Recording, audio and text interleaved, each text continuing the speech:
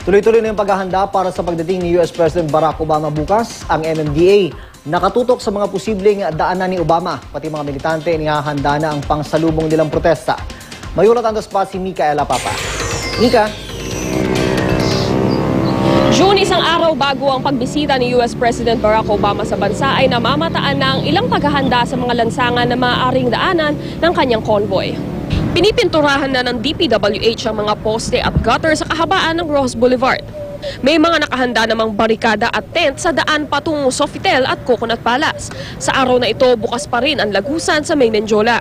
Bagamat tikom ang bibig ng MMDA sa rutang dadaanan ng convoy ni Obama dahil sa isyu ng seguridad, nag-abiso naman si MMDA Chair Francis Tolentino na iwasan ang Rojas Boulevard at iba pang lansangan sa paligid ng US Embassy at Luneta dahil sa traffic at abalang pwedeng abutin ng mga motorista buhat ng paghihigpit ng seguridad sa mga lugar na ito.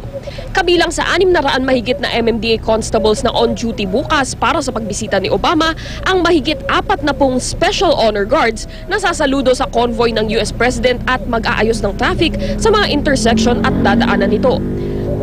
Kung naghahanda na ang mga otoridad, gayon din ang mga militante tulad ng grupong Akbayan Youth na kanina nag-occupy ng isang coffee shop suot ang mga maskara ni Obama at ni Chinese Prime Minister Xi Jinping habang naglalaro ng baraha at chess.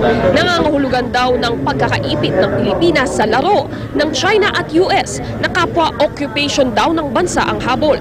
Naghahanda raw ang grupo ng karagdagang creative actions para sa pagdating ng leader ng Estados Unidos bukas. Pagkatapos lumapag sa NAIA bukas ng tanghali, didiretso si Obama sa Malacanang para sa kanilang pulong ni Pangulong Aquino. Ang pulong ni na Pangulong Aquino at President Obama ay susundan ng joint press conference ng dalawang leader. Pagkatapos nito ay bibisitahin naman ni Obama ang US Embassy na isa sa pinakamalaking embahada ng Amerika sa buong mundo. Kinagabihan, babalik siya ng Malacanang para sa state dinner at kinabukasan naman Martes ay pupunta si Obama sa Fort Bonifacio. At kinabukasan naman Martes, pupunta si Obama sa Fort Bonifacio. Kasama sa kanyang mga aktibidad doon ang wreath-laying ceremony sa American Cemetery. Sa Martes din lilipad si President Obama pabalik ng Washington, D.C.